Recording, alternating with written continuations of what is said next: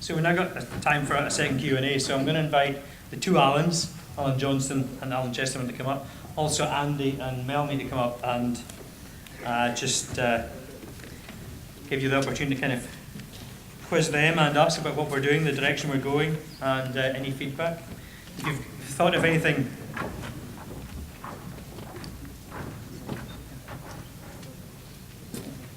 if you've got questions for Ian, Tanya, or Alan on Join Up Thinking, Sadie, or human factors, we'll also get them to nose through this.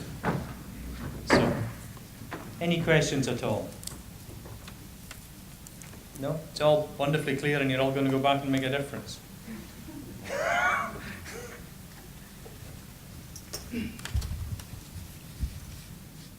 Well, it was all already. Okay. Andy, very interesting, your presentation. 3 words that resonated for me was what you were looking at was cost-efficient solutions. My challenge to Alan, the two Alans and your work group is, if we're going to be identifying best practices, the likelihood of implementation will only be if they are cost-efficient solutions for operators. So, not necessarily a question, but more a challenge to the work group that if we're going to identify best practices, the only likelihood of them being adopted by operators and contractors are if they are cost-efficient, particularly in the current operating situation. Alan Chesterman, do you want to pick that up? I think we've got to live in the real world. The fact of the matter is that oil has dropped 20, 25 bucks in a few months. So there is going to be less money around to do the work. But that doesn't stop you putting together a plan and focusing that plan. It may mean that you can't, all of the capital activities in that, or the operating activities, let's say you need to change out some pipe work or a piece of structure or something. It doesn't mean you have to stop. It simply means you've got maybe less money to do that piece of work, so you might have to prioritize it. And Andy, in his presentation, said, we've got to, we go through the priority of things, and you might have to spread them out over a longer time, but it doesn't mean that, it wouldn't be right to stop or not do those critical activities. So spread them out over time a little longer. Maybe some assets have passed their sell-by date and they need to be shut down. But I think the other point is that that's part of the plan, and you've got to address the kit. But a lot of the plan is about the people, it's about the procedures, and they don't cost anything to fix. So I see the reality there's going to be less money, but that allows you to focus on the important things and address the people and the procedures and the culture. They are always valid. I think the other thing is collaboration. The more we collaborate, actually, the cost per user goes down. And there's a real opportunity. If you look at Joined Up Thinking, the budget for that is tiny, but the investment in terms of the dozen or so people that are spending time and effort on that on everybody's behalf is colossal. And that's realised, meaning that you don't have to go and spend 40, 50, 60,000 pounds on a video. It's being done, you've already invested in Step Change, AECC, Oil and Gas UK, and making sure that collaboration space becomes more and more effective, I think is a real opportunity to manage cost and still get the right quality output. But I would say that. Les, can I also just add in there that certainly our findings from our investigations is highlighted that the big issue is around the people and the processes. So I think Tanya hit it on the head, human factors. If we can unlock that chestnut, there's a big bang for our buck to be had. But it's not easy. If it was easy, we'd have done it by now. But hopefully Tanya's given us all a flavour for how we can actually achieve that. And I certainly think there's something there that we can all grasp onto and build from. And if you don't have a human factors champion in your organisation and you're not using the tool, Emily's sitting over the back, and you can go and speak to her at lunchtime and she'll sign you up and she'll send you a link to the site and she will badger you for the next 6 months until you do it. So we're here to help in a very nice way. Any other questions? Oh, sorry. Hi, it's great to hear that we're getting to the sort of high reliability organisation stage in our industry now, so congratulations, some great tools, and I'd like to see them all starting to get put on training matrices around the industry. Question to Andy King, I'll just sit down now. You mentioned integrated asset plans and the insufficient bed scenario to liquidate the work. Have you got any tips or hints on how you go around that issue? Well, $500 million investment in flotels is one solution. It's not a cheap solution and probably not a solution many of us could afford to implement in the current climate. Certainly if we took the view today, I think we would possibly take a different solution to the one we have gone for. However, we've invested the money, or we are investing the money. I think one of the simple things is compliance with the processes and procedures, so ensuring that people do actually comply with the planning processes, and also making sure that the processes are robust. That certainly helps, and prioritising things correctly. And the challenge there is when you've got a stack of high priority things, which of those things actually make it onto the plan? That is always the biggest challenge, and I'm sure that you'll find similar challenges. There is no simple answer, but hopefully that's given you a couple of pointers. John? Yes, John Forrest. On a previous occasion, not that many years ago, oil price came off quite a bit. And in step change, we were concerned that budgets, key asset integrity budgets, could be cut. So we expressed that view to the industry leaders via the step change leadership team. Will the budgets, will the resourcing be sacrosanct for the next year? Just wondered if that was happening or if it was worth doing that. Right now, budgets are being set, and I think it's really important to get in front of the leaders who are deciding on the budgets the importance of asset integrity. Thoughts? I agree, John. I think we need to take that back to the step change leadership team and the managing directors and make exactly that point and commit to that. It was discussed at great length at planning day. The fact is we're moving into a world where production efficiency and cost appear to be equally as important as safety, and therefore how do we make sure that we don't allow safety in any shape or form to be compromised, and also to pick up Dave's point about complexity. When you're sitting offshore and you've been told we're driving down cost and we want more production, you also have to make sure that you do not lose the safety measures in that complexity, and that's something that the leadership team is acutely aware of, and pushing that out to membership is part of the leadership breakfast we'll have in 3 weeks' time. So we'll pick it up there and we'll write directly as well. So Dave, we've got a question behind over the back first. Quick question for the Allens. One of your work groups looked at educating leadership in process safety. My question is, should we not be educating the entire workforce?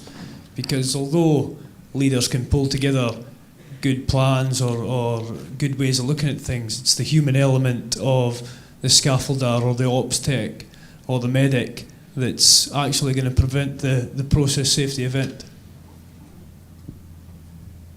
I think that's the real hub of the matter.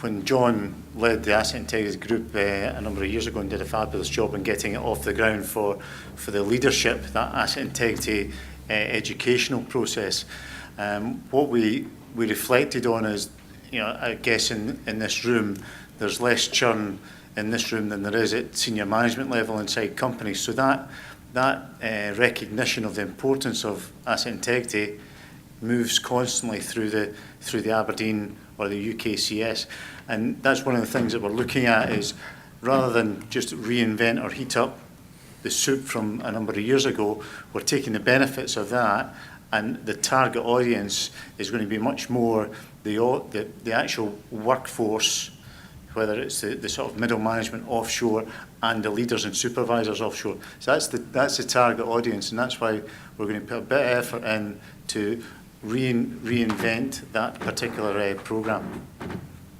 Yeah, a couple of things to add to that. So it's very much part of the program is to take it down into the organisation. I think we also need to acknowledge that there's work already being done on this. Now, I did my mist. I was re-misted earlier this week, and mist was actually something that came out of the competence work group when I worked in it, and it has been updated. I don't know how many of you guys have done it recently, but it's got pieces in it now about this is a safety case and this is a safety critical element and so on. I think it's great. So I think there are a lot of things that we need to work on that population, because you're absolutely dead right. I was also fascinated by, where's Ian? That Ian was saying a lot of the leaks are seen and discovered by people that they're not by the inspection, they're actually discovered by scaffolders or whatever. So I really do think everybody can play a part if they know if they're educated, they know what to look for. So I think the key is about putting this into language that the workers can understand, because the workers are just as smart as the managers, and then anybody can understand a leak or something that's not right if they're given a bit of training and education in it. So I think that will make, I'm totally with you, I think that will make a huge difference. I'm really excited about that. I think it'll be difficult though, because you just look at the logistics of doing it. It was hard enough when John kicked it off in 2006. Now we're talking about taking it out to 30, 40, 50,000 people. So it's going to take a while. Yeah, and just to sort of cap that, the request that Alan made, I'd just like to reinforce that we don't want this to be led by management on the beach. We need a diversity in here, and the diversity of offshore working personnel, onshore engineering personnel, or other people inside the supply chain. We really want them to play the part and get involved, so we get that complete diversity, so we get the actual product that's useful for us going forward. If I could just add, if you look at what we already have, we have the elected safety rep, additional training, which has a huge amount of content on major accident hazard management. It's available for anybody, but actually, you know, it's been designed by safety reps to make them more effective in their roles. And as a result, you know, if we adopt it and pick it up, it's there. It's an APIDO standard, and it's there to use today. Hugely good product. MIST, we've changed.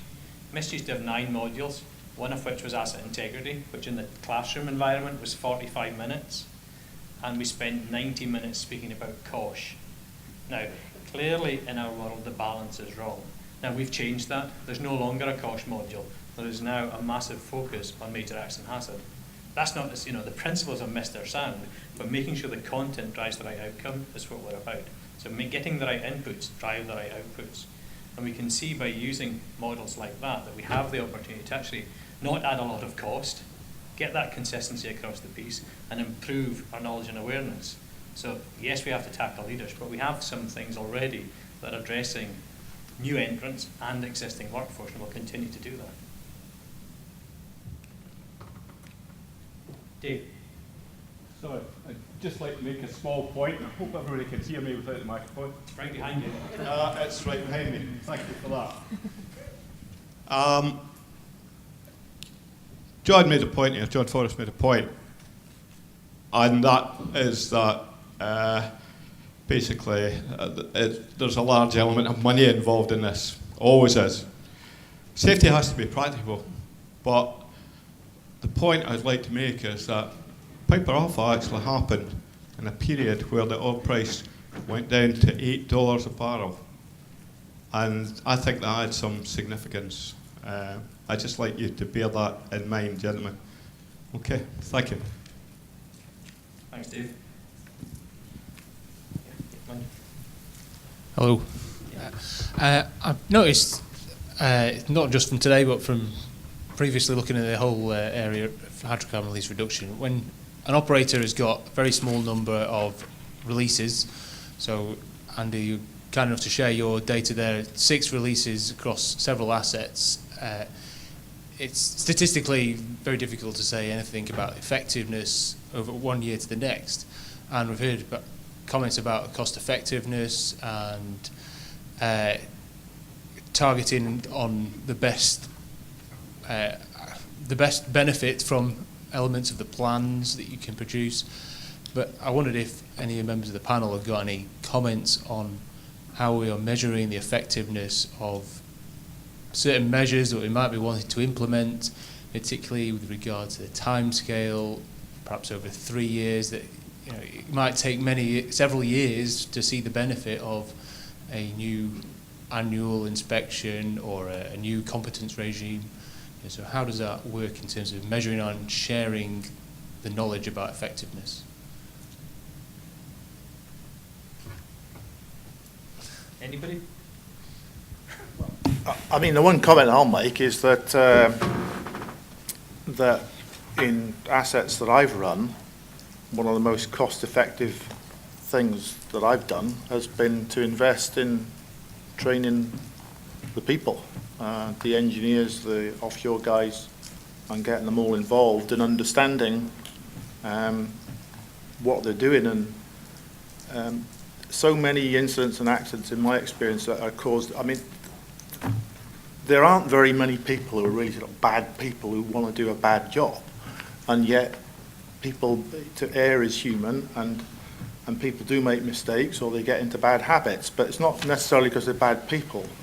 So to me, that is one of the quickest and most cost-effective things you can do, is educate and upskill people so they can better manage what they're doing and understand why they're doing it. As regards the other programs, to me, Andy hit the nail on the head. They're totally asset specific. There's no sort of, there's no rule. Apache spent $1.5 billion doing up 40s. I've worked on another asset where it wasn't as in bad shape. We also operate Beryl, and that runs at 90% efficiency, and we've hardly had to spend anything on it. So they're just totally different animals. So I don't think you can apply a sort of a one thing to all of them.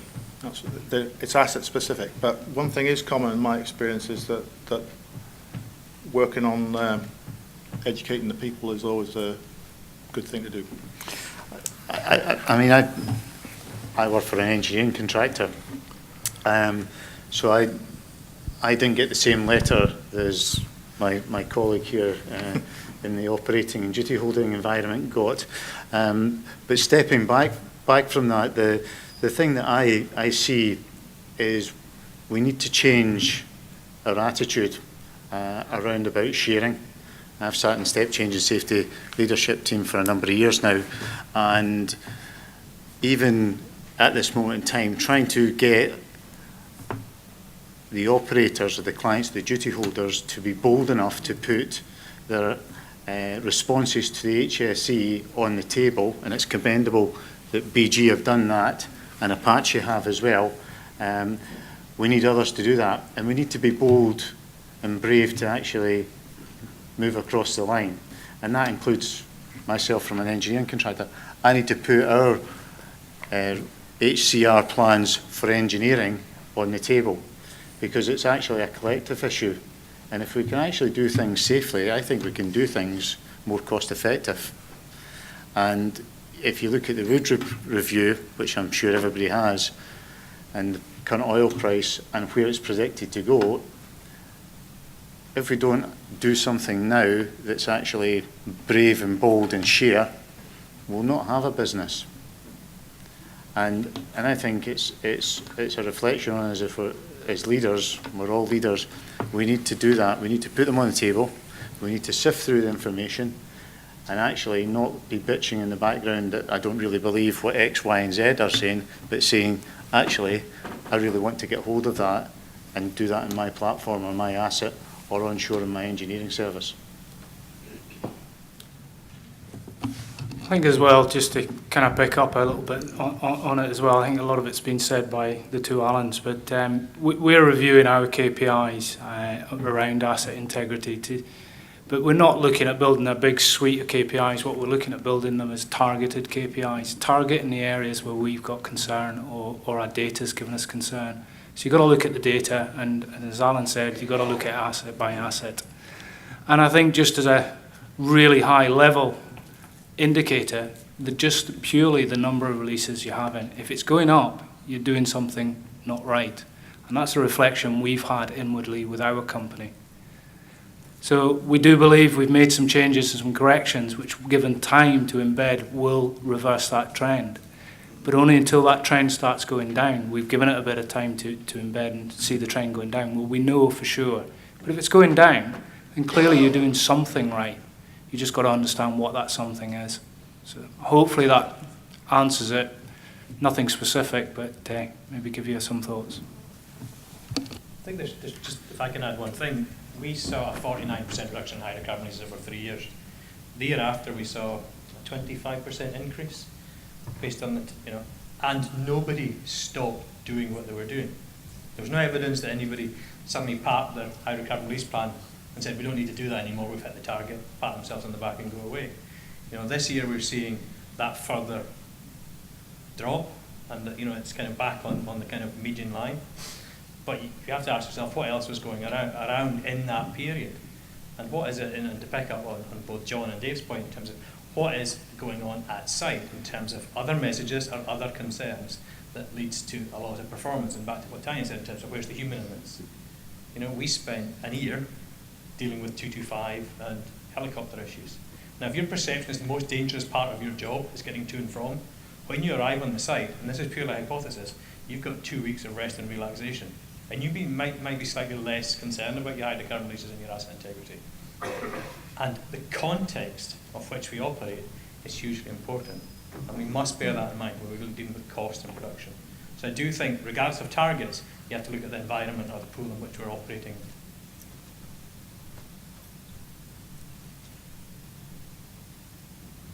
Any other questions? Okay. Well, can you just thank the panel again, folks?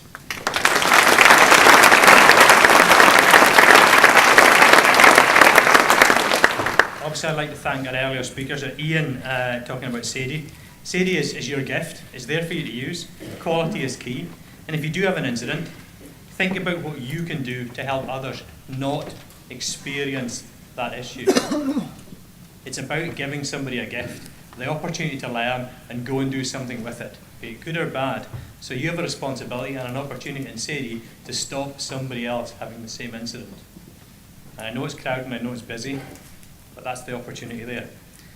What Tanya talked about in terms of human factors and how we consider people, how we bring people into the equation and think beyond both plant and equipment and procedures. Fundamental to our success. At the end of the day, we are, almost all of us, and I'll use me as the example, human. And the reality is that we need to consider our own errors and omissions and our own fragility in how we manage safety performance and the challenges that we have and the complexity in the environment. Joined up thinking is there for you to use. Alan and Megan talked about it, and it's a real gift again. It's a high quality product developed by professionals on your behalf for you to use at your sites.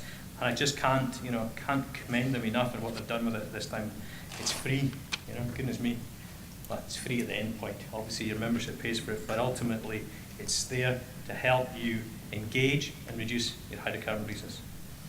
Melanie and Andy, that two sides of the same story in terms of hydrocarbon release performance, the role of the regulator, what they have to do, keep us honest, but us and how we embrace that role and that responsibility and just play our part in bringing some of these things to life.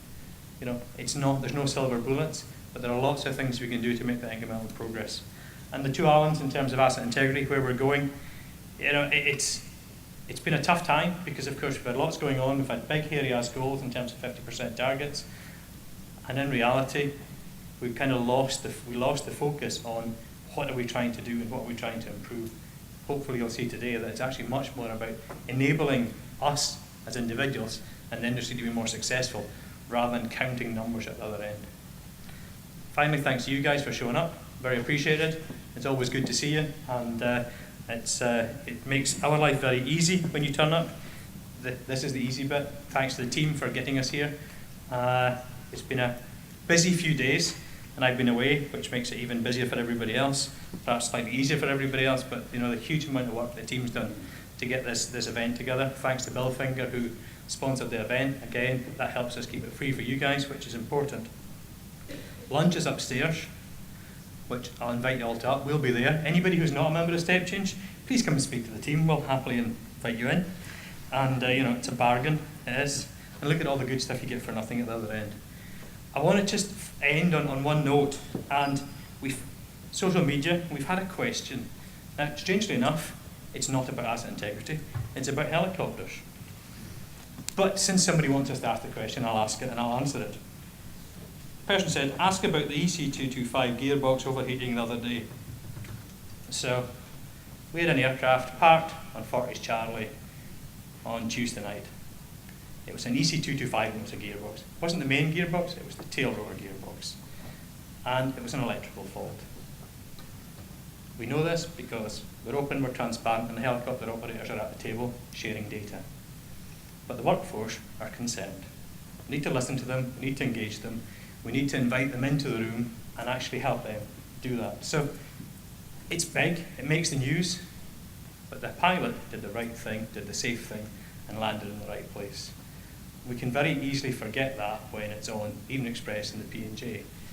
And we also, if that's what we're worried about, we're not worried about asset integrity or process safety or major accident hazard management. And that is the potential that Dave talked about in terms of Piper Alpha. And we need to consider where our major hazard risk, how we're managing it, and how each of us play our part. Thanks for coming. We will send feedback forms. Please follow us on Twitter and Facebook. These things are apparently important to young people. And